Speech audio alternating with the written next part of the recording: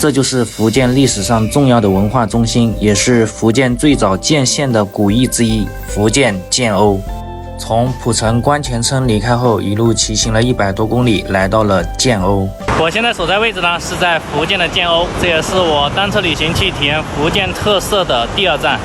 建瓯位于福建省北部，常住人口40多万，古称建州，福建的建就取自这里，是一座有着1800多年建县史的省级文化名城。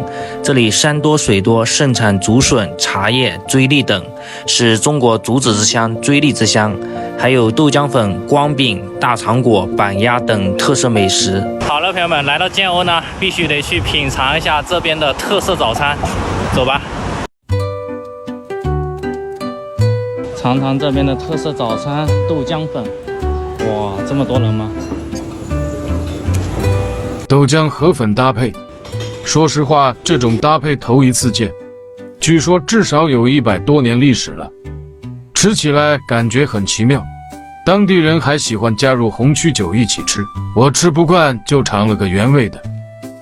这是啥呀？大肠果，这边小吃哦。哇，多少钱一份？小份的10块。来一份，来一份。葱跟香菜啊，都要。这里吃啊？啊，对，这里吃。加点辣椒，这个是蒜泥，也加一点，再加点醋，搅拌一下，看起来特别有食欲。很 QQ 弹弹的。再尝一尝建瓯的光饼，酥酥脆脆的。吃完早餐，来这边的铁锦栏逛一逛。建瓯作为福建历史上重要的文化中心，也是福建最早建县的古邑之一，而这里就是当时的市中心。建瓯，瓯叶，这个蛮有意思的。这里还有一颗井，铁锦栏呢，就是因为这颗井而得名。原来这上面这一圈呢是铁栏，后面呢改为了石栏。这还有4个孔，就是为了防止人掉下去啊。这下面还有水，还挺清澈的。好不好弄？有点重。有点重啊。这个水还挺干净的。哇，还有鱼啊！有鱼吗？有。呀，小朋友真厉害，这么重。我看这个水凉不凉？哇，好凉啊！我早就看见了。因为有很多本地居民在这边居住，所以呢，这边的生活气息非常的浓。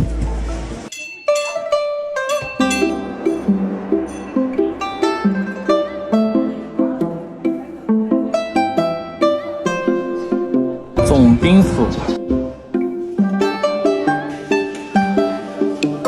进士第，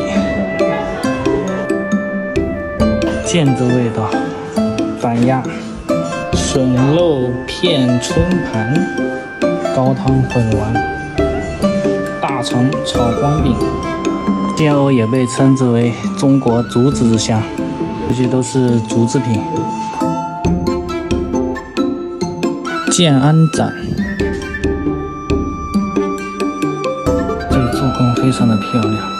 以前房子的布局还是很大的，然后这边会设置一个天井，所谓的肥水不流外人田，就是这样子。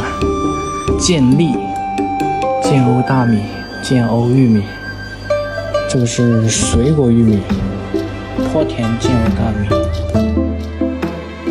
这个是杨梅干、建瓯板鸭。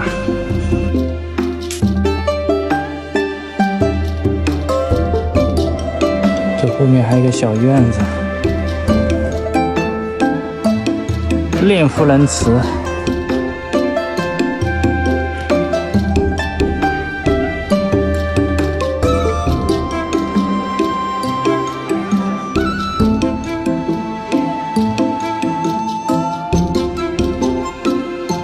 建瓯是块宝地。